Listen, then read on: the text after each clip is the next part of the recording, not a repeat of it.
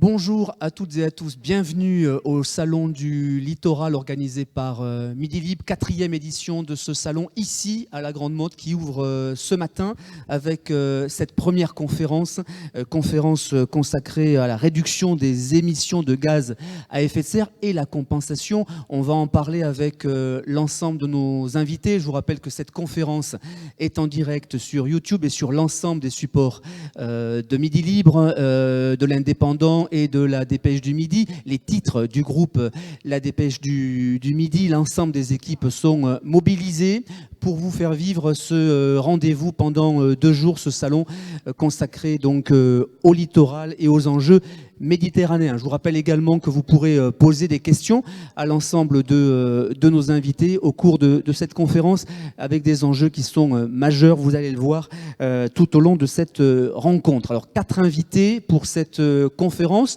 2 sont en duplex, elles nous entendent je crois. D'abord Maguelone Joubin, est-ce que vous nous entendez? Maguelone Joubin, est-ce que vous êtes là? Adjointe au chef du bureau politique, climat et atténuation au ministère de la Transition écologique. Bonjour. Bonjour. Anne Rostin, vous êtes directrice de la coopérative Carbone, première société coopérative d'intérêt collectif axée sur le carbone, lancée dans le cadre d'un vaste projet porté par Rochelle Agglomération. Bonjour. Bonjour. Et ici, sur scène, à mes côtés, Thibaut Braque de la Perrière, délégué climat et activité aval pour EDF Group. Bonjour. Et puis à vos côtés, Roman de Raphaël, directeur du développement de projet chez EcoAct, un cabinet spécialisé dans l'accompagnement et le développement de projets de réduction et de compensation carbone. Bonjour. Alors, on va évoquer évidemment ces sujets pendant cette conférence. On connaît bien sûr la problématique des émissions de gaz à effet de serre. À chaque COP, à chaque rapport du GIEC, la réduction des émissions de gaz à effet de serre reste le sujet le plus préoccupant, car il est maintenant entendu que leur augmentation dans l'atmosphère est la cause du dérèglement climatique. Alors la plupart des pays sont mobilisés sur le sujet. C'est le cas de la France qui s'est dotée d'une stratégie nationale bas carbone. On va y revenir pour indiquer et guider vers un scénario de baisse de l'ensemble de ces émissions de gaz à effet de serre et atteindre l'objectif de neutralité carbone en 2050, ce qui signifie de réduire par 6 les émissions de gaz à effet de serre par rapport à 1990. Alors on voit bien que ces objectifs ne peuvent être atteints que si la mobilisation est totale par les collectivités, par les entreprises, par les particuliers. C'est ce que l'on va évoquer au cours de cette conférence qui ouvre cette 4e édition du Salon du Littoral. Et je voudrais qu'on démarre avec vous, Maguelone Joubin. Vous êtes, je le disais, adjointe au chef de bureau politique climat et atténuation au ministère de la Transition écologique. Je voudrais que vous nous expliquiez en quelques mots les principes de cette stratégie nationale bas carbone qui est mise en place par la France. Maguelone Joubin. Oui, merci. Donc, en effet, mais vous l'avez très bien décrit, l'objectif, c'est que la France se dote d'une stratégie qui lui permette d'accompagner et de prévoir la décarbonation progressive de tous les secteurs d'activité française pour atteindre l'objectif de neutralité carbone à horizon 2050. Et donc, pour cela, puisqu'évidemment, ça demande un petit travail, il faut progressivement cranter les objectifs secteur par secteur pour que nous puissions atteindre de manière organisée la neutralité carbone en 2050. Donc il y a un cadre qui est la stratégie nationale bas carbone qui est révisée tous les 5 ans. Et donc là, nous sommes actuellement dans la 2e version de la stratégie nationale bas carbone qui est mise en œuvre. Et nous travaillons, mes collègues travaillent actuellement à la préparation de la 3e stratégie nationale bas carbone qui devra être présentée dans quelques années. Et cette 3e étape de la stratégie que vous évoquez, alors on a bien compris que tout le monde partage le diagnostic. Est-ce que la mobilisation est cependant totale et concrètement, comment elle se traduit dans les collectivités territoriales par exemple ? Oui, la mobilisation, elle est très très importante, là où on le voit aujourd'hui dans l'exercice que l'on mène, à la fois de mise en œuvre de la version 2 de cette stratégie nationale bas carbone et dans la préparation de la 3e version. Il y a un certain nombre de groupes de travail qui sont proposés, par exemple, et on voit qu'on a une mobilisation très importante de toutes les catégories d'acteurs. Bien évidemment, cela consiste à ce que aussi les collectivités territoriales puissent s'engager autour de ce sujet de l'atténuation et de l'adaptation au changement climatique. Les collectivités sont notamment invitées à le faire à travers différents cadres spécifiques selon le niveau de collectivité, c'est-à-dire des schémas régionaux pour les régions, les SRADET, à l'échelle des EPCI, les plans climat, air, énergie territoriaux, les PCAET, qui déclinent la stratégie nationale bas carbone aux différents échelons territoriaux. Alors, on est plutôt doué en France pour lancer des stratégies à plusieurs années. Comment on les suit en revanche? Comment on s'assure que toutes les mesures qui vont être prises, que les financements qui vont être octroyés vont aller parfaitement là où on le souhaite? Est-ce que c'est une des préoccupations du ministère de la Transition écologique? Je n'en doute pas.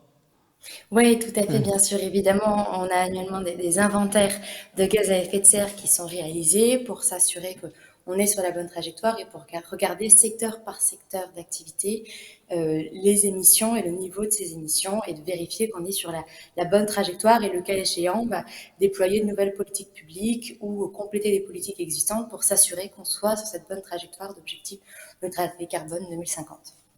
Alors, Anne Rostin, je le disais, vous êtes directrice de la coopérative Carbone, première société coopérative d'intérêt collectif axée sur le carbone, lancée dans le cadre d'un vaste projet porté par l'agglomération de La Rochelle. Alors, dans le prolongement de ce qu'indiquait Maglone Joubin, Anne Rostin, vous avez fait partie d'un projet ambitieux porté par ce territoire, La Rochelle, territoire zéro carbone, qui va plus loin, je crois, que cette stratégie nationale bas carbone qui est mise en place par la France. Est-ce que vous pourriez nous en dire quelques mots ?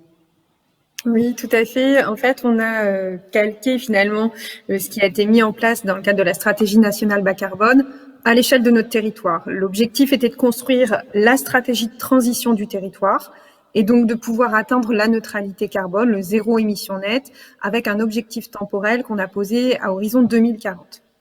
Et donc, ce programme a été construit, a démarré en fait dans sa construction en 2017 pour poser le cadre de l'ambition stratégique et les objectifs chiffrés.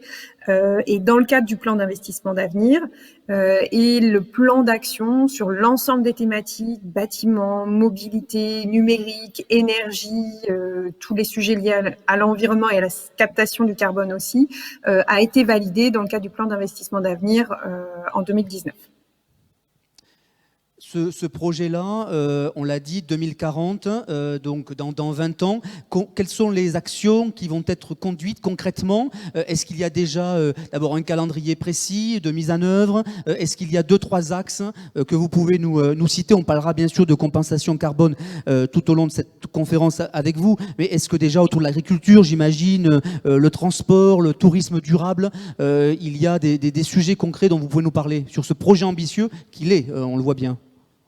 Oui, évidemment. Donc, on a 10 axes de travail, dont ce que vous avez cité, le tourisme, le bâtiment, l'énergie, la mobilité. Je vais donner un exemple de mise en œuvre sur la partie énergie. On développe à l'échelle de quartier de l'autoconsommation collective d'énergie renouvelable qui nous permet non seulement de développer le potentiel de production énergétique sur le territoire, mais aussi de développer la capacité de l'autoconsommer à l'échelle des quartiers et de développer ces capacités de flexibilité sur les différents usages. C'est-à-dire que l'énergie produite sert alors non seulement pour les usages stationnaires, bâtiments, recharge de véhicules électriques, mais également via le stockage peut servir tout ce qui va concerner l'éclairage urbain et puis la mobilité, notamment hydrogène. Donc ça, aujourd'hui, c'est des éléments qui sont mis en œuvre avec des éléments démonstrateurs. On a une capacité de production hydrogène maintenant à l'échelle de quartier qui nous permettra d'alimenter des solutions de logistique urbaine zéro carbone. Anne Rostin, ça m'intéresse toujours de savoir comment, une fois que les politiques publiques sont lancées, comment les entreprises, comment les acteurs du territoire appréhendent, s'accaparent cette stratégie et ce projet ambitieux. Comment ça se passe concrètement de votre côté à La Rochelle avec les entreprises? On en parlera tout à l'heure avec EDF, mais chez vous, comment ça se passe avec les PME, les chefs d'entreprise? Est-ce qu'ils ont pris ce sujet? Alors tout d'abord, on n'a pas construit le programme sans eux. Le programme La Rochelle Territoire Zéro Carbone a été piloté par 5 membres fondateurs, mais l'ensemble des actions qui sont prévues et mises en place concernent une centaine de partenaires sur le territoire. Donc les entreprises ont été associées dès le début sur la construction et sur la mise en œuvre. Aujourd'hui, on a aussi des implications d'entreprises dans cette dynamique territoriale, et elles sont aujourd'hui vraiment actives, à la fois pour rentrer dans cette dynamique et de se poser la question de leurs propres émissions pour pouvoir les réduire et agir sur le territoire, et pour contribuer à cet enjeu d'un territoire et de collectif, puisque c'est à l'échelle d'un collectif qu'on va y arriver. Maglone Joubin, quand vous observez ce qui se fait à La Rochelle, je crois que c'est l'un des projets les plus ambitieux, le plus avancé en France. Ça va tout à fait dans la ligne de ce que vous décriviez tout à l'heure. Oui, tout à fait. Évidemment, le ministère se réjouit que des collectivités comme celle de La Rochelle se saisissent de ce sujet pour des objectifs en effet très ambitieux, Anne Rostin l'a rappelé, et mettre en œuvre des outils qui sont innovant aussi pour engager l'ensemble du territoire et l'ensemble des acteurs dans ce projet de territoire qui a pour objectif d'atteindre la neutralité encore plus tôt que ce qu'on se donne au niveau français.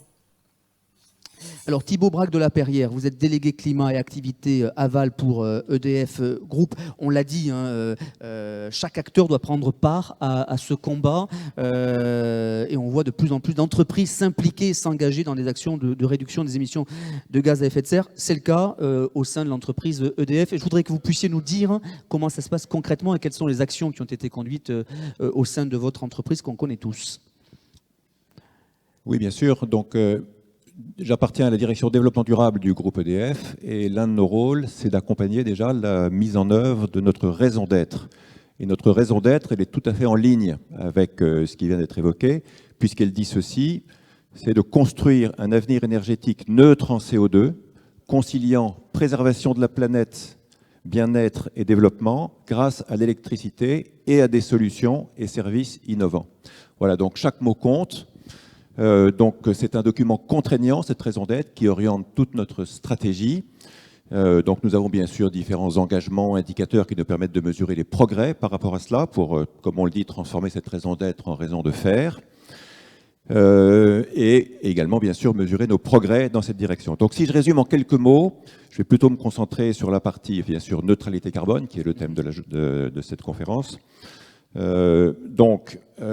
Nous avons tout d'abord une trajectoire carbone donc à l'horizon 2030 qui est donc de baisse de nos émissions, qui est en ligne avec l'accord de Paris et qui est validé par un organisme qui s'appelle Science Based Targets, qui fait référence dans ce domaine. Et également, nous sommes engagés à la neutralité carbone au plus tard en 2050. Ça veut dire qu'au plus tard en 2050, nous aurons des émissions directes, c'est-à-dire celles de nos actifs, de nos centrales de production principalement, qui seront nulles ou quasi nulles. Et nous aurons aussi des émissions indirectes. Les émissions indirectes, c'est les émissions que nous générons chez nos fournisseurs ou chez nos clients à travers notre activité, qui seront également extrêmement réduites. Et si il reste quelques émissions résiduelles à ce moment-là, nous serons amenés à les compenser, et on en reparlera, mais principalement par des projets à émissions négatives.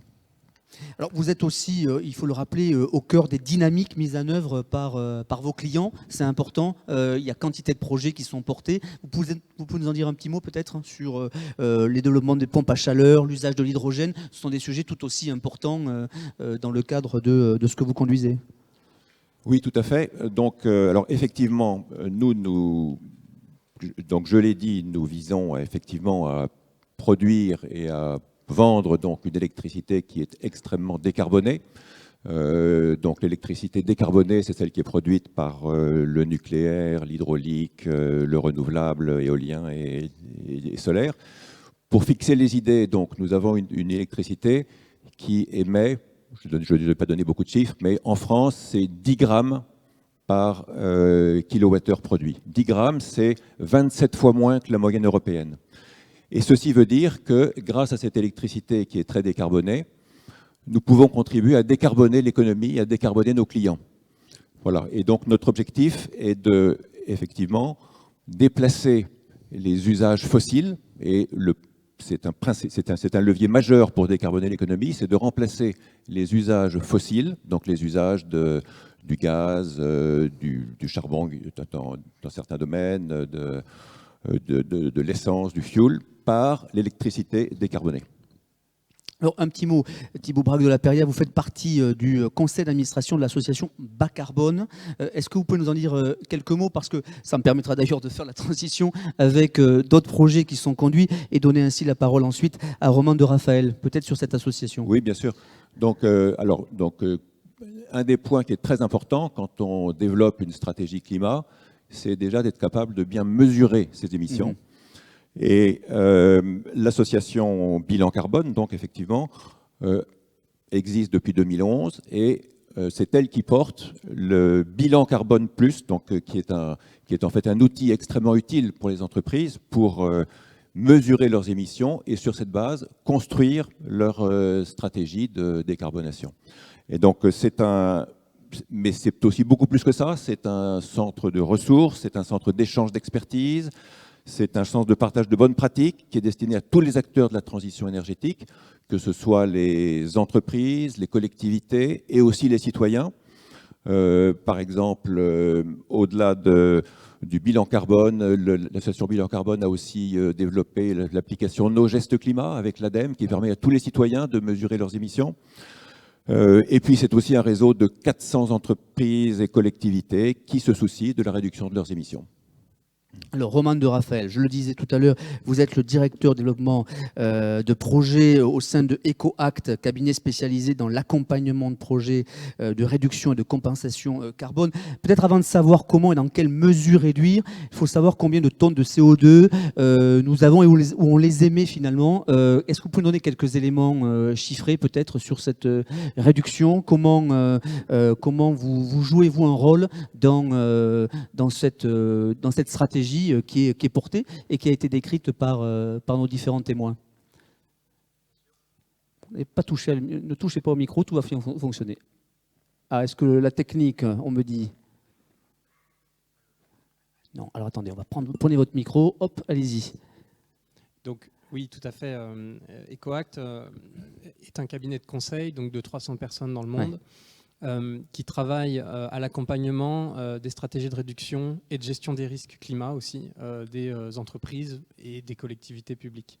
On a tout un pôle conseil qui accompagne dans la mesure des émissions de gaz à effet de serre, leur réduction, notamment dans le cadre de dispositifs comme le Science Based Target, qui est une initiative internationale qui apporte des normes, qui d'ailleurs vient de produire une récente norme assez intéressante que je vous invite tous à lire. Et historiquement, EcoAct a toujours souhaité faire de la compensation carbone. Depuis 2006, on propose des projets de compensation carbone qui viennent en accompagnement de ces réductions. Donc il y a une séquence à respecter, réduire, compenser. Enfin, mesurer, réduire, compenser. La compensation carbone, elle a un sens si elle s'inscrit dans un tout. Des réglementations qui avancent, des taxes carbone, des systèmes de quotas, des réductions qui vont dans une trajectoire alignée avec ce que le GIEC demande pour arriver à 2 degrés. Et c'est des transformations extrêmement complètes qui sont demandées. On parle de moins 5% par an. C'est énorme pour des entreprises. Et ce qui est important avec la compensation, c'est que ça apporte, si vous voulez, des financements sur des projets et des secteurs qui autrement ne sont pas rentables. C'est en fait un mécanisme d'incitation économique. En générant des crédits carbone, un projet va pouvoir compléter son tour de table financier, voire même aujourd'hui financer 100% de ses activités. On le constate de plus en plus dans de l'agroforesterie, dans des foyers de cuisson améliorés en Afrique. Et je l'espère bientôt dans la conservation et la restauration, par exemple, d'écosystèmes littoraux. On mène des projets sur ce sujet en France et à l'international aussi. Comment ces sujets-là sont abordés par les collectivités et les entreprises? Vous avez des difficultés à convaincre Non, alors aujourd'hui, très clairement, il n'y a plus de difficulté à convaincre sur le bien fondé de ce type de dispositif. Il y a beaucoup de débats autour de la compensation, je dirais sous un angle très communication, qui sont très importants à régler. Je ne vais peut-être pas m'engager là-dedans tout de suite, mais c'est effectivement un sujet. Par contre, très clairement, aujourd'hui, la compensation carbone internationale est en plein boom, en pleine croissance. On est à 100 millions de tonnes de CO2 équivalent par an dans le monde. On est en train d'arriver vers les 200 millions. C'est une goutte d'eau dans l'océan, donnez-moi l'expression. Mais c'est effectivement en pleine croissance, tiré par des grands groupes comme Microsoft, Google, par des grands opérateurs français aussi, privés, qui souhaitent tout de suite en fait, avoir un impact en compensant et pas attendre la mise en œuvre des stratégies. Donc, tout de suite, dès aujourd'hui, on peut faire quelque chose en achetant des crédits carbone et en concevant un portefeuille de projets qui fasse sens, par exemple, dans les chaînes de valeur aussi. Beaucoup de choses sont possibles avec la compensation carbone ou la finance carbone. En France, en PACA, en Occitanie, est-ce qu'il y a des opportunités ? Oui, alors puisqu'on est au Salon du Littoral, justement, parlons des écosystèmes littoraux. On sait, alors le GIEC dit qu'il faut réduire de moins 5 à moins 7%, et puis ensuite on va devoir mobiliser des puits carbone. Les puits carbone, ce sont les forêts tropicales, ce sont aussi des écosystèmes côtiers comme les mangroves, ça on en a dans nos DROMCOM, c'est aussi les herbiers marins. Il faut savoir qu'au large de notre Méditerranée, on a les herbiers de Posidonie qui stockent 1500 à 2000 tonnes de CO2 équivalent par hectare. C'est 3 à 5 fois, même plus à vrai dire, c'est 5 à 10 fois plus que les forêts tropicales. Préserver ces stocks de carbone, c'est extrêmement important. C'est là, sous nos côtes, on a une forêt amazonienne sous nos côtes, quelque part, à conserver. Et on peut aussi mettre en place des projets de régénération de ces écosystèmes. Et là, on va toucher à ce qui s'appelle la séquestration carbone, c'est-à-dire qu'on va pomper du carbone du puits atmosphérique vers de nouveaux puits, biomasse, sol, sédiments océaniques, qui en plus ont une qualité, c'est que c'est du carbone qui est stocké sur de très longues périodes. Une fois que vous êtes dans un milieu sous l'eau salée, le carbone ne se réémet plus, si vous voulez. Donc effectivement, il y a des projets d'une méthodologie label bas carbone autour des herbiers marins, il y a des projets de restauration de mangroves dans les DROMCOM. Je pense qu'il y a beaucoup de choses à faire sur les marais salants, on est en Camargue, il y a énormément de choses à faire là-dessus, sur la restauration, la conservation de ces écosystèmes-là. Et ce que je comprends, avant de passer la parole à Anne Rostin, c'est qu'il y a des financements. Il y a de l'argent aujourd'hui autour de ces projets, il faut quand même le dire. Il y a des financements. Alors, ce n'est pas 100% des restaurations qui peuvent être enclenchées, surtout en France où c'est beaucoup plus coûteux qu'à l'international. Mais il y a des financements, très clairement. Il faut savoir les mobiliser. Ils sont là, les entreprises souhaitent les mettre en œuvre. Il n'y a vraiment pas de frein à ça, très clairement. Anne Rostin, c'est aussi à partir du bilan carbone que s'est structuré le projet de La Rochelle Territoire Zéro Carbone. Et l'une des actions mises en place par La Rochelle a été ce que vous appelez l'agrégateur carbone, la coopérative carbone. C'est bien cela, Anne Rostin ? Oui, tout à fait. Donc, la coopérative carbone a été mise en place puisque, à l'échelle du territoire, on avait besoin de pouvoir évaluer aussi et suivre l'ensemble des projets qu'on allait mettre en place sur le volet carbone et donc de pouvoir mutualiser cette ingénierie financière. Et puis, on avait aussi ce besoin, ce qui était dit tout à l'heure par Roman, sur le fait que oui, il faut aussi réussir à boucler les financements des projets qui ont une valeur environnementale et pas forcément de rentabilité. Et donc, on avait besoin d'un outil de territoire pour le mener. Pour donner un chiffre, notre bilan carbone de territoire sur notre point de départ, il est de 2 millions de tonnes équivalent CO2 par an. On a dans notre planification mesuré notre capacité à réduire à 500 000 tonnes équivalent CO2 à horizon 2040, ce qui veut dire que pour être zéro émission nette, il faut que notre environnement littoral, agricole, forestier, toute plantation soit en capacité de séquestrer 500 000 tonnes, les 500 000 tonnes résiduelles.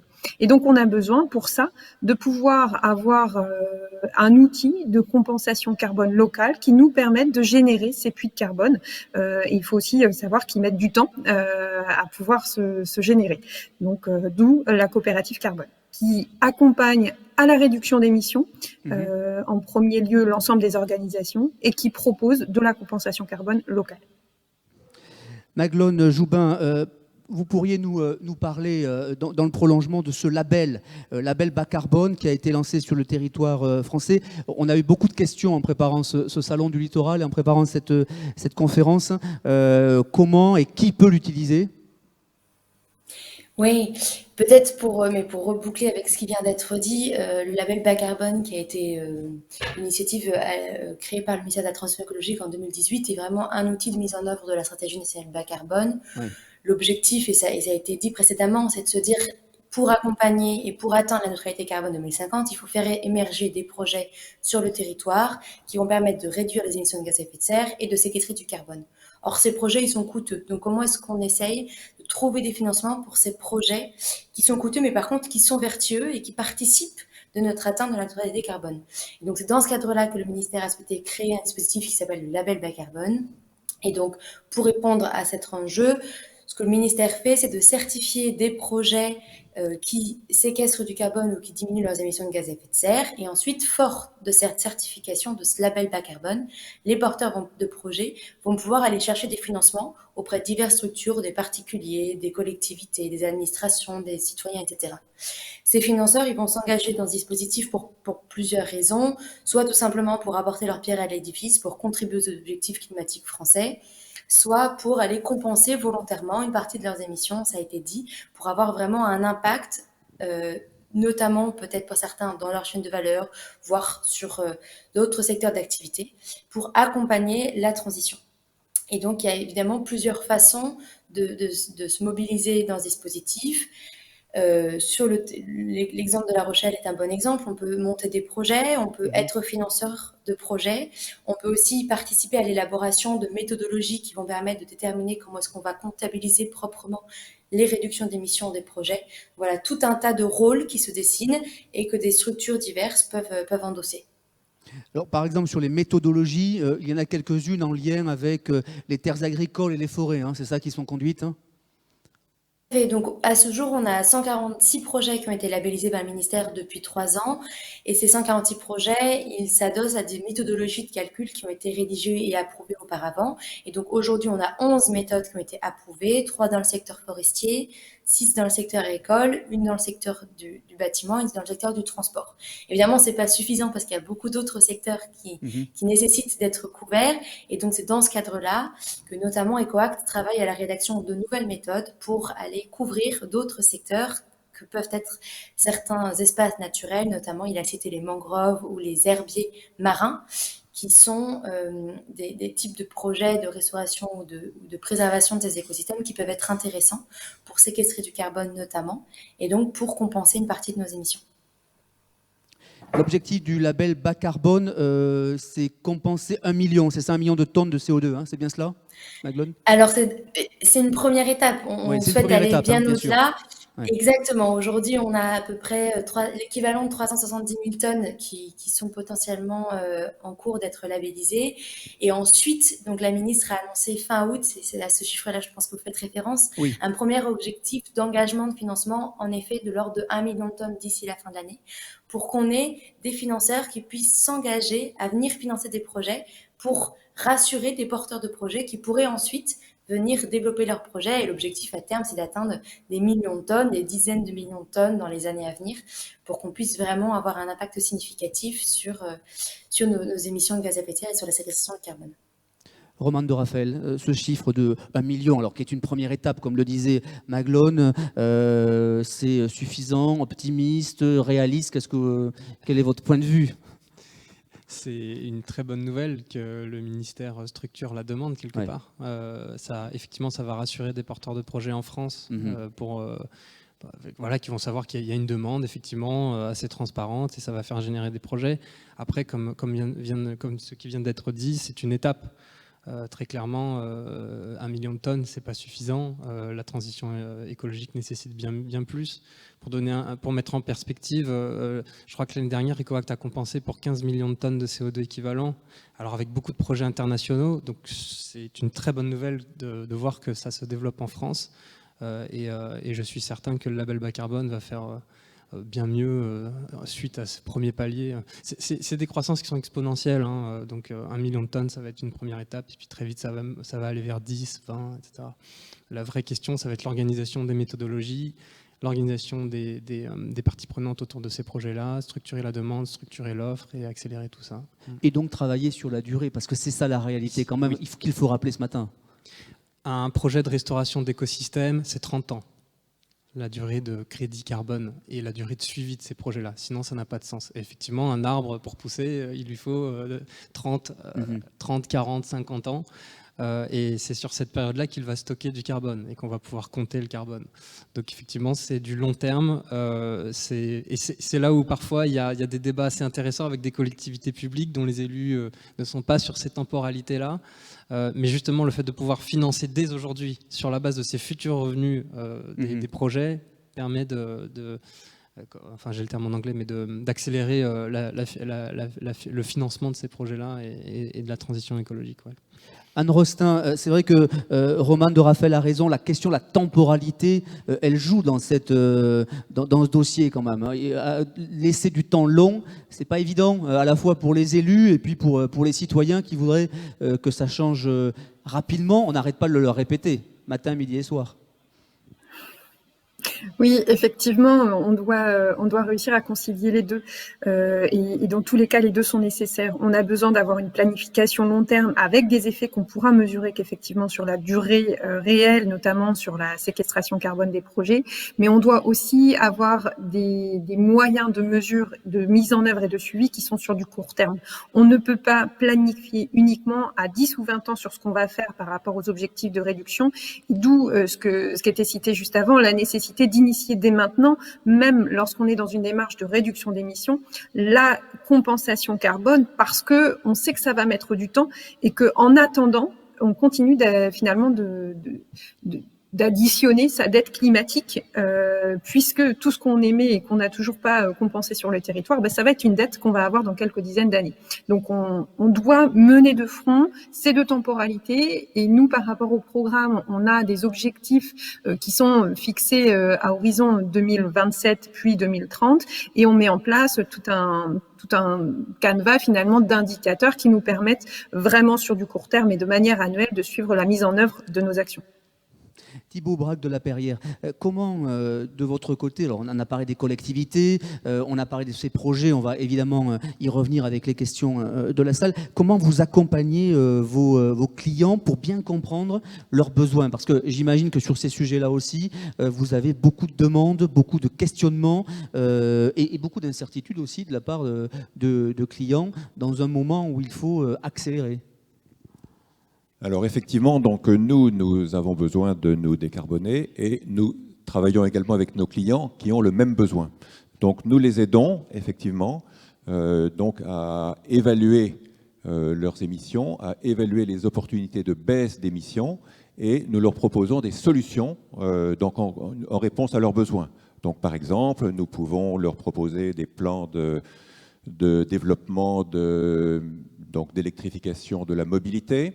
Nous pouvons leur proposer effectivement des solutions, alors c'est quelque chose qui est plus émergent, mais de développement de l'hydrogène, comme nous avons fait récemment à Auxerre. Donc il faut savoir que l'hydrogène décarboné est un levier de décarbonation important, en particulier dans les secteurs qui sont difficiles à décarboner par l'électricité. Et là, je pense notamment à la mobilité lourde. Donc à Auxerre, ce qui est décarboné, c'est du transport par bus, par exemple.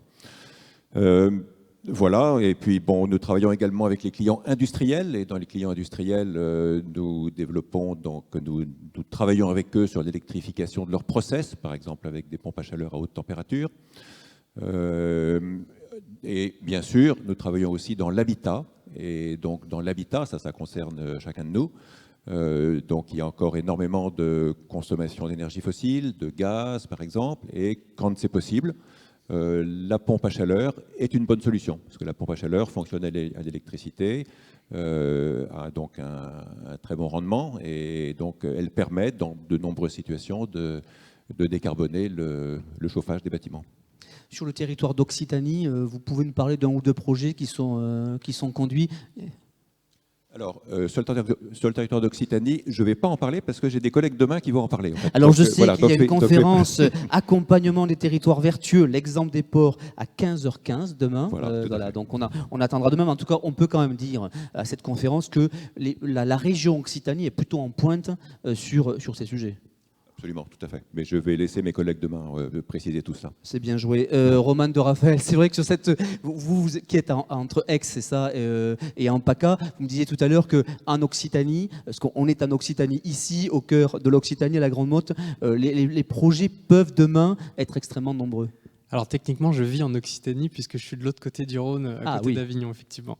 Oui, il y a du potentiel au niveau des herbiers marins. Il y a tous ces lacs avec la remontée du biseau salé où il y a un accompagnement, une adaptation au changement climatique à faire avec le recul du trait de côte où je pense qu'on peut faire des choses aussi sur le carbone parce que plus un milieu est salé, plus il va retenir les émissions de gaz à effet de serre et de méthane. Donc il y a des choses évidentes là-dessus. Au niveau de la conservation des forêts aussi, on est sur un territoire avec beaucoup de forêts. Enfin, c'est évident on travaille aussi avec Agri Sud-Ouest qui est sur la conservation du carbone dans les sols.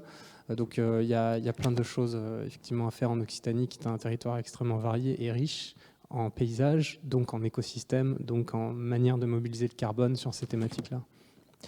Je voudrais qu'on passe, si vous le voulez bien, aux questions de la salle. Il y en a forcément. Un micro va circuler. Qui a le micro? Voilà. Bon, merci, madame. Qui voudrait intervenir, poser des questions, commenter pour qu'on puisse enrichir ce débat? Je vois qu'il y a des représentants de collectivités ici. Monsieur le maire de Palavas, que je salue, qui est juste en face de moi. Peut-être des questions pour échanger, pour... La première est la plus difficile. Hein. Allez, ici, une question là-bas. On vous apporte un micro, monsieur.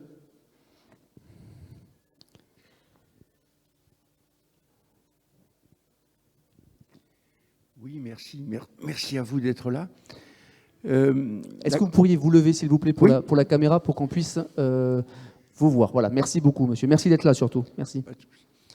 Vous nous avez présenté notamment le projet de La Rochelle. J'aurais bien aimé savoir comment les choses se sont construites au départ et comment petit à petit ça a évolué en fait, parce que ce n'est pas des éléments qui viennent comme ça d'un coup, du jour au lendemain. Voilà, c'était ma question. Merci, monsieur. Anne Rostin, vous avez entendu la question? Oui, tout à fait. Alors, comment les choses se sont construites? D'abord par une opportunité d'appel à projet. C'est le plan d'investissement d'avenir qui a été lancé par l'État, qui nous a permis de nous réunir entre acteurs du territoire en se disant on veut poser une ambition, comment aller au-delà par rapport à ce qu'on veut. Et en fait, on a posé le cap. Ensuite, il a fallu construire le projet et donc ce n'est pas uniquement les collectivités territoriales, c'est l'ensemble des partenaires publics, privés, universitaires qui ont construit le plan d'action et qui ont aussi construit les moyens de pouvoir intégrer les nouveaux partenaires, les nouvelles dynamiques d'entreprise, l'implication des citoyens et donc avec un cadre de gouvernance qui a cette ouverture pour laisser la place aux dynamiques et aux initiatives locales. Donc, on a aujourd'hui mis des moyens financiers pour pouvoir animer ce programme, des moyens humains pour pouvoir coordonner l'ensemble de ce programme La Rochelle Territoire Zéro Carbone et développer les outils d'évaluation, de contribution, d'accompagnement de projet pour que toute nouvelle initiative puisse trouver un cadre d'accompagnement. Merci. Est-ce qu'il y a d'autres interventions dans la salle, d'autres questions? Oui, monsieur, un micro va arriver. Je vais vous demander de vous lever. Merci. Je vous en prie. Je remercie, messieurs, bonjour. Je suis Yvan Cada, je suis le directeur du pôle Aquavalais, donc on représente 230 entreprises de spécialité dans le domaine de l'eau sur ces régions. Et ma question ira un peu plus à l'endroit des acteurs industriels dont on a moins parlé ce matin, à la fois sur l'accompagnement en décarbonation de l'industrie et une question sur, par-delà les projets, est-ce que des solutions d'entreprise qui accompagnent les processus de décarbonation font aussi l'objet d'une labellisation spécifique bas carbone? Je vous en remercie. Peut-être Romane et peut-être Maguelone. Romane, allez-y, je vous en prie. Alors, pour être éligible à la compensation carbone, il y a un critère ultime qui s'appelle l'additionnalité. C'est-à-dire qu'il faut prouver qu'on a besoin financièrement de la finance carbone pour que le projet existe. Ça signifie que pour des technologies de rupture, où il n'y a pas encore un marché, où en gros votre tour de table financier ne peut pas être complété parce que ce n'est pas suffisamment rentable, là vous allez pouvoir prouver qu'effectivement vous avez besoin de ces revenus complémentaires carbone, et ça peut faire l'objet d'une méthodologie et d'une labellisation dans le cadre des standards internationaux ou du label bas carbone. Mais donc ça va être ça le critère, ça va être est-ce que le projet est bancable aujourd'hui ou pas, finalement, si je dis les choses très schématiquement, mais peut-être que la DGEC aura un élément complémentaire. Maguelone, vous voulez compléter peut-être? Oui, je ne sais pas si j'ai grand-chose à compléter, mais c'est exactement ça. Dans l'absolu, nous, en tout cas, sur le scope label bas carbone, on n'a pas de limite. On donnait quelques exemples en forêt, espace naturel, agriculture, mais évidemment, on ne s'arrête pas là. On peut aller sur les sujets industriels.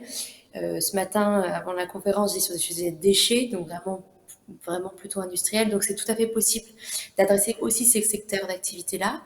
Et tout dépend... Et ça a été très bien dit à l'instant, de si ces projets sont additionnels et si donc ils peuvent être éligibles pour des dispositifs de labellisation bas carbone et ensuite d'utilisation pour la contribution aux compensations.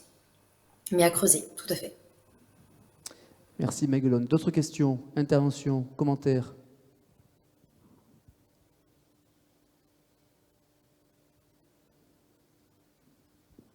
Alors, en attendant ces questions-là, c'est vrai qu'on a évoqué les philosophies, la vertu, les stratégies. On sait que ça va rapporter, avec tous les guillemets qui s'imposent, quelque chose pour la planète, pour les citoyens, pour les collectivités.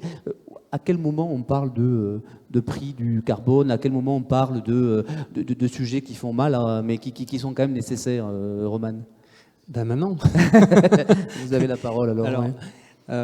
C'est un marché. Ouais. Donc le prix, il est fonction de l'offre et de la demande. En tout cas sur le marché international, mais sur le label bas carbone aussi. Si vous avez une demande forte, et c'est ce qui est en train de se passer, vous avez des prix qui montent, et du coup vous pouvez financer de plus en plus de types de projets. Jusqu'à maintenant, la compensation internationale, ça tournait très bas. Ouais. 2, 3, 4 dollars en moyenne. Maintenant, on est en train d'atterrir sur des 10 dollars, voire 25 dollars quand on parle de projets de reforestation, parce qu'il y a de l'image, c'est de la séquestration carbone qui est particulièrement recherchée, etc. Là, vous commencez à pouvoir financer 100% des projets d'agroforesterie en Afrique, en Asie du Sud-Est, etc. Pour le label bas carbone, les choses sont plus chères, parce qu'on est en France, que les coûts sont plus élevés, le coût du travail, des technologies, etc. etc. Et on va tourner plutôt dans du 30 à voire 60 € la tonne de CO2 équivalent, ce qui a un prix. Donc ce qui se passe, nous ce qu'on constate chez EcoAct, c'est que généralement en fait on nous demande des portefeuilles de projets qui vont mélanger différents types de techniques, différents types de zones géographiques, avec une demande de plus en plus, toujours même pour du local, mais quand on monte le prix, forcément après on nous demande de mélanger un peu plus. Il y a une demande qui va émerger, et je termine là-dessus, c'est que dans la loi climat qui vient d'être passée, l'aérien va être obligé de compenser en priorité avec des projets français. Donc ça va aussi permettre de faire émerger un prix et de plus en plus de projets. C'est une démarche intéressante. Thibaut de la Perrière, vous voulez réagir ou compléter? Non, mais je suis tout à fait d'accord avec ce qui va être dit. Donc, nous aussi, nous avons développé une expertise dans ce domaine de la compensation. Donc, aujourd'hui, comme je l'ai dit, notre priorité, c'est la réduction. Mais nous développons déjà des projets de compensation. En interne, nous avons des entités qui souhaitent décarboner leur propre activité au sein du groupe. Nous proposons aussi des offres par exemple de gaz compensé, parce qu'il y a des clients qui ont cette demande, ce qui nous amène donc à investir dans des projets également pour pouvoir leur apporter ce service. En revanche, nous ne pouvons pas encore décarboner, compenser plutôt les émissions associées à notre production d'électricité, parce que c'est des volumes qui sont encore beaucoup trop importants, et donc c'est là que nous travaillons bien sûr en priorité sur la réduction de nos émissions. Anne Rostin, on l'a vu, votre projet est extrêmement ambitieux. coûteux aussi. Et parmi les questions qui ont pu être posées quand on a préparé cette conférence, c'est comment faites-vous pour le financer? Est-ce qu'il faut donc faire des choix? Ça impose, je sais pas, alors c'est pas très bon en ce moment, une hausse de fiscalité? Est-ce que ça oblige à revoir des priorités? Comment on fait pour tenir sur la durée? Parce que c'est ça la réalité, financièrement, pour porter ces projets. Alors effectivement, on a des premières enveloppes budgétaires sur les projets, les fiches actions concrètes qu'on a planifiées dans la mise en œuvre. Et on a aujourd'hui en gros un portefeuille projet de 80 millions d'euros sur la mise en œuvre par rapport à notre programmation. Et on sait qu'on a besoin d'aller au-delà. On sait que évidemment, avec ça, on ne boucle pas la transition et la neutralité carbone. Donc on a besoin de développer, de toujours rechercher de nouveaux types de financement, de répondre à des appels à programmes, parce qu'on sait que dans tous les cas, les moyens aujourd'hui financiers sont toujours à rechercher. Des questions dans la salle, des interventions? Alors j'ai une question pour vous, Maguelone. Tout à l'heure, Romane évoquait à la fois l'international et la France. Alors c'est peut-être mon mauvais esprit de considérer que c'est plus facile à l'international qu'en France de porter ce type de projet, parce qu'entre le millefeuillage administratif, les freins de l'administration qu'on ne peut quand même pas minorer dans ce pays, est-ce que ça, c'est un sujet au ministère de la Transition écologique que vous avez pris à bras le corps et vous essayez que ça soit plus facile pour les collectivités, pour les entreprises? Vous avez conscience que c'est un sujet d'abord, et ensuite, est-ce que vous le travaillez et comment? Oui, alors je ne sais pas si c'est le millefeuillage et la complexité administrative qui fait que les projets sont peut-être plus complexes à émerger en France qu'international. Il y a surtout aussi un historique, c'est que d'abord les projets de compensation, ils ont été faits international. Ensuite, quand on s'est saisi de ce sujet en France et qu'on a souhaité monter un dispositif en France, de fait, comme il est beaucoup plus récent, il est petit jeune dans la cour des grands, on prend plus de temps à se développer. Et par contre, ce qu'on voit, c'est que le nombre de projets en très forte croissance exponentielle qui avait été indiqué tout à l'heure, vraiment nous permet d'espérer qu'on va avoir un rattrapage et on va avoir un très très grand nombre de projets. Par contre, c'est sûr, c'est que les sujets de simplification, que ce soit en France ou international d'ailleurs, sont vraiment un vrai sujet. Il faut, si on veut que ce dispositif puisse être pérenne et puisse avoir un impact vraiment important, avoir un dispositif qui soit lisible, c'est-à-dire qu'on puisse comprendre assez facilement qui est éligible, qui n'est pas éligible, que les projets soient faciles à monter et à porter, et ensuite que ce soit facile à comprendre aussi pour les financeurs, qu'ils puissent voir dans quel type de projet ils peuvent investir, ce à quoi ils s'engagent lorsqu'ils financent un projet, quelle communication ils peuvent faire autour des projets qu'ils financent. Et ça, en effet, c'est des sujets sur lesquels on travaille, c'est-à-dire la lisibilité, la communication autour du dispositif et puis la simplification autant que possible. Mais après, ce qu'il faut bien comprendre, c'est qu'il y a aussi un impératif de robustesse du dispositif, et donc on ne peut pas simplifier à l'extrême, parce que sinon on a aussi un risque de mal compter ou peut-être de labelliser des projets qui ne sont pas complètement vertueux ou qu'on aurait un peu surestimé ou sous-estimé. Donc on se doit quand même un certain cadre qui nécessite un petit peu de complexité. Mais il y a un juste équilibre à trouver entre les deux. Un juste équilibre à trouver, Romane de Raphaël, vous qui accompagnez des projets? Oui, c'est vrai que le label bas carbone a réussi à simplifier tout en gardant une robustesse. Bon, c'est aussi le fait que les projets sont en France, donc quelque part c'est peut-être plus facile de convaincre sur la capacité à surveiller, je dirais, à monitorer tout ça. Là où la compensation internationale, si vous regardez les méthodologies du Verified Carbon Standard, c'est une complexité. Voilà, il faut une équipe de 3 ingénieurs pour décortiquer tout ça, et il faut 1 an pour développer toute la documentation. Donc ça, c'est clair. Après, ce qui arrive, pour aussi rebondir sur ce qui vient d'être dit, structurellement, la France est, je suis désolé, mais quand même un petit pays. Donc, quand vous avez une mangrove de 200 hectares en Martinique, vous en avez une de 80 000 au Cameroun. Donc forcément, si vous voulez, les gains et les échelles ne sont pas les mêmes. Donc c'est normal quelque part que ça soit, entre guillemets, plus facile. Il y a d'autres difficultés quand vous allez au Cameroun, mais que vous ayez plus de potentiel ailleurs qu'ici, et donc des économies d'échelle, etc., etc.